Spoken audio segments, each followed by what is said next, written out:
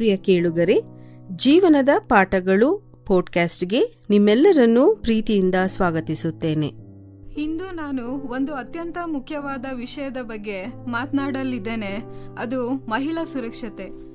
ಸಮಾಜ ಎಷ್ಟು ಮುಂದುವರಿದ್ರೂ ಮಹಿಳೆಯರು ಇನ್ನೂ ಹಲವು ಸವಾಲುಗಳನ್ನ ಎದುರಿಸ್ತಾ ಇದ್ದಾರೆ. ಸುರಕ್ಷತೆ ಅನ್ನುವಂಥದ್ದು ಕೇವಲ ದೇಹದ ರಕ್ಷಣೆ ಮಾತ್ರ ಅಲ್ಲ, ಅದು ಮನಸ್ಸಿನ, ಭಾವನಾತ್ಮಕ ಮತ್ತು ಸಾಮಾಜಿಕ ಸುರಕ್ಷತೆಯೂ ಆಗಿದೆ. ಮಹಿಳೆ ಸುರಕ್ಷಿತವಾಗಿದ್ರೆ ಕುಟುಂಬ ಸುರಕ್ಷಿತವಾಗಿರ್ತದೆ. ಕುಟುಂಬ ಸುರಕ್ಷಿತವಾದ್ರೆ ಸಮಾಜ ಸುರಕ್ಷಿತವಾಗ್ತದೆ. ಫ್ರೆಂಡ್ಸ್, ಒಂದು ಹುಡುಗಿ ಅನಿತಾ ಅನ್ನುವಂಥವಳು ಕಾಲೇಜಿಗೆ ಹೋಗ್ತಾ ಇದ್ಲು. ಪ್ರತಿದಿನ ಅವಳು ಒಂದು ರಸ್ತೆ ಮೂಲಕ ಹೋಗ್ತಾ ಇದ್ಲು. ಒಂದು ದಿನ ಯಾರೋ ಅವಳನ್ನ ಹಿಂಬಾಲಿಸ್ತಾ ಇರುವಂತೆ ಅವಳಿಗೆ ಅನುಭವವಾಗ್ತದೆ. ಆ ದಿನ ಅವಳು 2 ಕೆಲಸ ಮಾಡ್ತಾಳೆ. ಒಂದು, ತಕ್ಷಣ ತನ್ನ ಮನೆಯವರಿಗೆ ಕರೆ ಮಾಡ್ತಾಳೆ. ಮತ್ತೆ ಎರಡನೆಯದಾಗಿ ಜನ ಇರುವ ಕಡೆಗೆ ಹೋಗಿ ಸಹಾಯ ಕೇಳ್ತಾಳೆ. ಅವಳ ಜಾಗೃತಿ ಮತ್ತು ಧೈರ್ಯದಿಂದ ದೊಡ್ಡ ಅಪಾಯದಿಂದ ತಪ್ಪಿಸಿಕೊಳ್ತಾಳೆ. ಈ ಕತೆ ನಮ್ಗೆ ಏನನ್ನ ಹೇಳ್ತದೆ ಅಂತ ಹೇಳಿದ್ರೆ, ಜಾಗೃತಿ ಮತ್ತು ಸಮಯಕ್ಕೆ ತೆಗೆದುಕೊಳ್ಳುವಂತ ನಿರ್ಧಾರಗಳು ಜೀವವನ್ನ ಉಳಿಸ್ತವೆ ಎಂಬುದಾಗಿ. ಫ್ರೆಂಡ್ಸ್, ಮಹಿಳೆಯರು ಎದುರಿಸುವಂತ ಸಾಮಾನ್ಯ ಸಮಸ್ಯೆಗಳು ಈ ರೀತಿಯಾಗಿದೆ. ರಸ್ತೆಗಳಲ್ಲಿ ಕಿರುಕುಳ, ಕೆಲಸದ ಸ್ಥಳಗಳಲ್ಲಿ ಅಸುರಕ್ಷತೆ, ಸಾಮಾಜಿಕ ಮಾಧ್ಯಮದಲ್ಲಿ ದೌರ್ಜನ್ಯ, ಮನೆಯಲ್ಲಿಯೇ ಕೆಲವೊಮ್ಮೆ ಅರ್ಥ ಮಾಡಿಕೊಳ್ಳದಂತ ಪರಿಸ್ಥಿತಿ. ಈ ಎಲ್ಲಾ ಸಮಸ್ಯೆಗಳು ನಿಜವಾದವು, ಆದ್ರೆ ನಾವು ಮೌನವಾಗಿರಬಾರ್ದು. ಫ್ರೆಂಡ್ಸ್, ಜಾಗೃತಿಯ ಮಹತ್ವ ಯಾಕೆ ಎಂಬುದಾಗಿ ನೋಡೋಣ. ಜಾಗೃತಿ ಅಂತ ಹೇಳಿದ್ರೆ ಸುತ್ತಮುತ್ತಲಿನ ಪರಿಸ್ಥಿತಿಯನ್ನ ಗಮನಿಸುವಂತದ್ದು, ಅನುಮಾನಾಸ್ಪದ ವ್ಯಕ್ತಿ ಅಥವಾ ಘಟನೆಗಳನ್ನ ಗುರುತಿಸುವಂತದ್ದು, ಅಗತ್ಯವಿದ್ದಾಗ ತಕ್ಷಣ ಪ್ರತಿಕ್ರಿಯಿಸುವುದು, ಸುರಕ್ಷಿತ ಮತ್ತು ಅಪಾಯಕಾರಿ ಪರಿಸ್ಥಿತಿಗಳ ನಡುವಿನ ವ್ಯತ್ಯಾಸ ತಿಳಿದುಕೊಳ್ಳುವುದು, ಸ್ವಂತ ಹಕ್ಕುಗಳು ಮತ್ತು ಕಾನೂನುಗಳ ಬಗ್ಗೆ ತಿಳಿದುಕೊಳ್ಳುವುದು. ಈ ಎಲ್ಲಾ ಸಂಗತಿಗಳು ನಾನು ದುರ್ಬಲ ಅಲ್ಲ, ನಾನು ಜಾಗೃತಳಾಗಿದ್ದೇನೆ ಅನ್ನುವಂಥದ್ದನ್ನ ತಿಳಿಸಿಕೊಡುತ್ತದೆ. ಮಹಿಳೆಯರು ಅನುಸರಿಸುವಂತ ಕೆಲವೊಂದು ಸುರಕ್ಷತಾ ಸಲಹೆಗಳು ಏನು ಎಂಬುದಾಗಿ ನೋಡೋಣ. ಮೊದಲನೇದಾಗಿ, ಹೊರಗೆ ಹೋಗುವಾಗ ಸ್ವಯಂ ರಕ್ಷಣಾ ತರಬೇತಿಯನ್ನ ಕಲಿಯಿರಿ. ಅನುಮಾನಾಸ್ಪದ ಸ್ಥಳಗಳನ್ನ ತಪ್ಪಿಸಿ. ಕ್ಯಾಬ್ ಅಥವಾ ಆಟೋ ವಿವರಗಳನ್ನ ಕುಟುಂಬದವರೊಂದಿಗೆ ಹಂಚಿಕೊಳ್ಳಿ. ಸಾಧ್ಯವಾದಷ್ಟು ಒಬ್ಬರೇ ಪ್ರಯಾಣಿಸುವುದನ್ನ ತಪ್ಪಿಸಿ. ತುರ್ತು ಸಂಪರ್ಕ ಸಂಖ್ಯೆಗಳನ್ನ ಫೋನ್ಗಳಲ್ಲಿ ಉಳಿಸಿರಿ. ಎರಡನೆಯದಾಗಿ, ಅಪಾಯದ ಸಂದರ್ಭಗಳಲ್ಲಿ ನಿಮ್ಮ ಸುತ್ತಮುತ್ತಲಿನ ಸ್ಥಳವನ್ನ ಗಮನದಿಂದ ನೋಡಿ ಮತ್ತೆ ಅಲರ್ಟ್ ಆಗಿರಿ. ಅಪರಿಚಿತರೊಂದಿಗೆ ಹೆಚ್ಚು ಮಾತುಕತೆ ಮಾಡಬೇಡಿ. ತಕ್ಷಣ ವಿಶ್ವಾಸಾರ್ಹ ವ್ಯಕ್ತಿಗೆ ಕರೆ ಮಾಡಿ.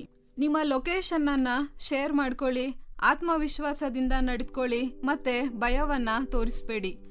ಮೂರನೇದಾಗಿ, ಆನ್ಲೈನ್ ಸುರಕ್ಷತೆ ಇರಲಿ. ಬಲವಾದಂತ ಪಾಸ್ವರ್ಡ್ಗಳನ್ನ ಬಳಸ್ರಿ. ಅಪರಿಚಿತ ಲಿಂಕ್ಗಳನ್ನ ಕ್ಲಿಕ್ ಮಾಡಬೇಡಿ. ನಿಮ್ಮ ಫೋಟೋ ವಿಡಿಯೋಗಳನ್ನ ಎಚ್ಚರಿಕೆಯಿಂದ ಬಳಸಿ. ಮತ್ತೆ 2 ಸ್ಟೆಪ್ ವೆರಿಫಿಕೇಶನ್ ಅನ್ನ ಬಳಸಿ.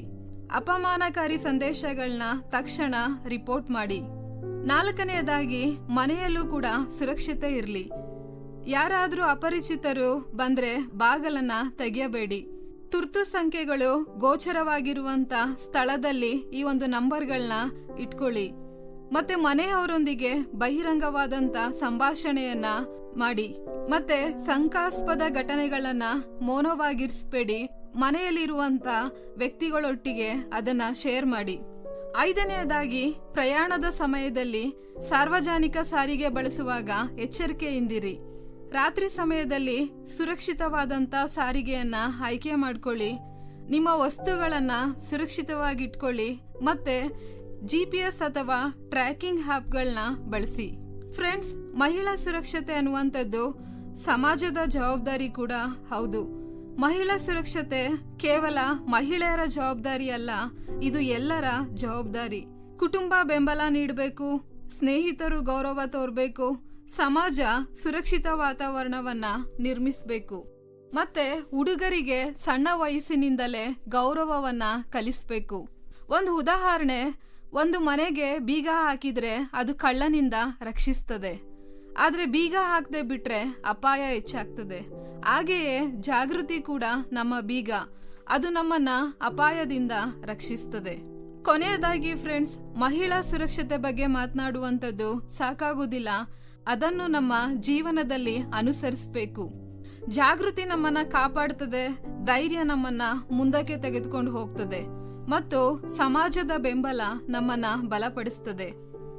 ನಾವು ಮೌನವಾಗಿದ್ರೆ ಸಮಸ್ಯೆಗಳು ಹೆಚ್ಚಾಗ್ತವೆ.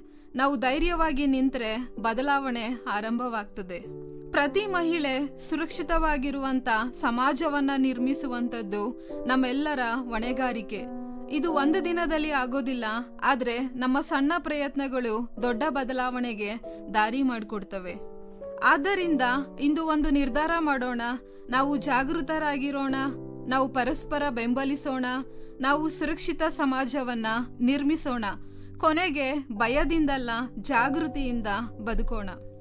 ಈ ಕಾರ್ಯಕ್ರಮದ ಬಗ್ಗೆ ನಿಮ್ಮ ಅಭಿಪ್ರಾಯ, ಸಲಹೆಗಳು ಹಾಗೂ ಯಾವುದೇ ಪ್ರಾರ್ಥನಾ ಮನವಿಗಳಿದ್ದಲ್ಲಿ ನಮ್ಮ ದೂರವಾಣಿ ಸಂಖ್ಯೆಗೆ ನೀವು ಕರೆ ಮಾಡಬಹುದು. ನಮ್ಮ ದೂರವಾಣಿ ಸಂಖ್ಯೆ 9920260653. ನಿಮ್ಮ ಅಭಿಪ್ರಾಯಗಳನ್ನು ಇಮೇಲ್ ಮೂಲಕವೂ ನಮಗೆ ತಿಳಿಸಬಹುದು. ನಮ್ಮ ಇಮೇಲ್ ID info@fibaonline.org. ವಂದನೆಗಳು.